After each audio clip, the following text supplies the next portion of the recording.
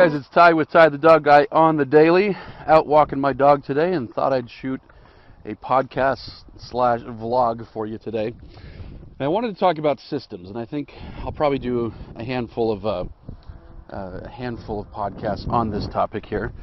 Come on, let's go. I'm trying to get my dog to walk with me. She's going slow today. And so when I'm talking about systems, what I'm talking about is a process or a system that we go through to achieve a desired result.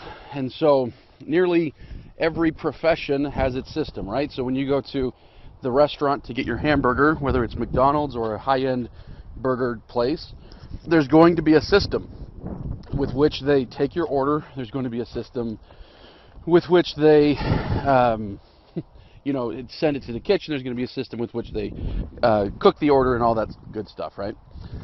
And so that's going to be the case when somebody's building a car. It's going to be the case when you're getting a loan for a home. There's always a system to make things happen, right?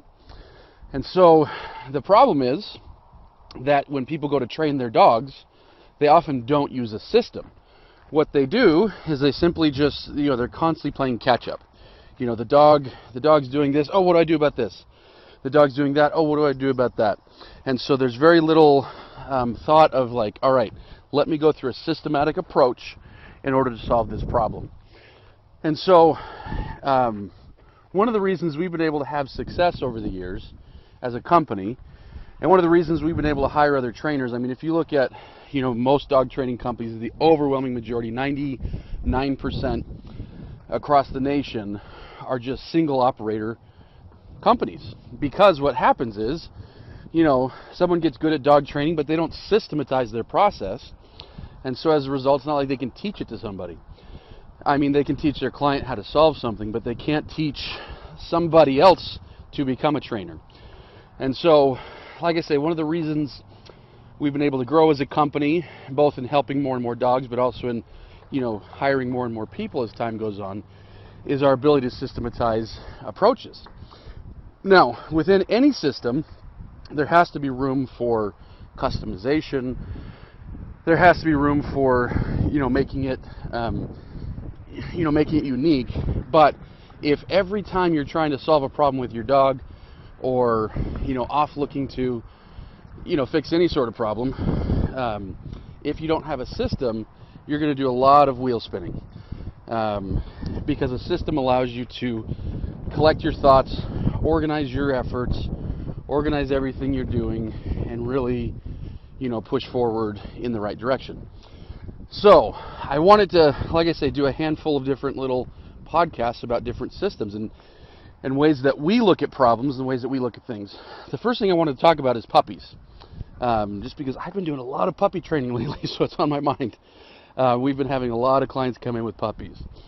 And so when you break it down, nearly everyone that comes in with a puppy is coming in frustrated, because their dog is peeing all over the house, chewing stuff up, doing this, doing that. And so when you look at it from like that macro point of view, from that point of view that says, okay, I've got this, oh my gosh, I've got all these things going, I don't even know what to do, where to start. And that's a common complaint that people have is, I don't even know what to do, I don't know where to start, I don't know where my time should be spent. But if they had a system, of course, they would. And so with puppies, there's 4 things that I always get people to focus on. And that's it. Because if they can focus on those 4 things, now everything else they can prioritize. They can they can focus their efforts. They can focus what they're doing. And so these 4 things, now within these 4 things, there's got to be systems to complete those. But I'm always trying to get people to think in terms of systems because it allows them to attack the problem with better vigor, if that makes sense. Chip, come here.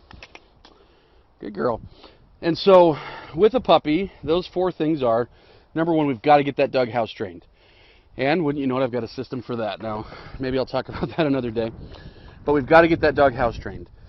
So put the majority of your effort on that, unless, of course, your dog's already doing well. We also need to accomplish manners. And when I say manners, I'm referring to jumping, chewing, nipping, barking, stuff like that, things that puppies do. The third thing is we need to lay down what we call, excuse me, foundational obedience.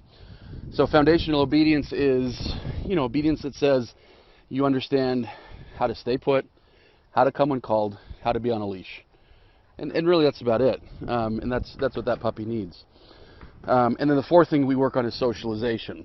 And so those four things, like I say, one's not necessarily more important than the other unless it is. So every dog needs a ton of socialization. Some dogs need more or less work on house training. Some puppies need more or less work on manners and things like that. Every dog needs solid obedience. And so the proportions are different. But I find that when I get somebody in with a puppy and they're pulling out their hair, and people say that all the time, they say, I need your guys' help, I'm pulling out my hair. Puppies have that tendency to do that to people. So if somebody comes in and they're, to our training center and they're frustrated, and I don't know what to do, I'm pulling out my hair, this dog's going crazy, I don't even know if I can keep it, my husband's ticked off that we have it in the first place. If we can just get them focusing on that system, the puppy system, with those four components, let's put effort there, suddenly a blueprint unfolds, a roadmap unfurls in front of them, and they start to understand, okay, I can do this. Now again, like I say, every part of that, every piece of those four components of the puppy system have their own systems, and within there, there's systems, and within there, there's systems too. But if you can follow a system, it's like connect the dots, right? It's like going from A to B to C. It's like going from 1 to 2 to 3. And that's the beauty of a system. It works when it's been proven to work. There's no reason to kind of fiddle around and screw around and try to reinvent the wheel. Let's just do what we know works. And so, like I say, I'm going to be doing some more podcasts on systems. But my encouragement to you would be, hey, I'm dealing with destruction. There's got to be a system for this. Not just a tip, forget asking people for tips. Forget, give me a tip for this, give me a tip for that. Tips almost never work because, it's just one little thing, when in reality most dogs need a system to fix a problem. But I want you thinking of those terms. Like I say, when you come and say, my dog is chewing, how do we uncover a system for that? And I'm not saying you have to use my systems, although my systems are great, our systems are great. But what I am saying is, if you start thinking in those terms of my dog's chewing, I know there must be a system because millions of people have solved this before, and there must be, some systems that are more efficient than others. Then you're going to find that system. If you've got dog aggression and you say the same thing, hey, I know there must be a system for this, or there must be a system for my dog that's pooping on the floor. It allows you to frame the problem in your head better. It allows you to start going from a solution-based mindset rather than an overwhelmed mindset.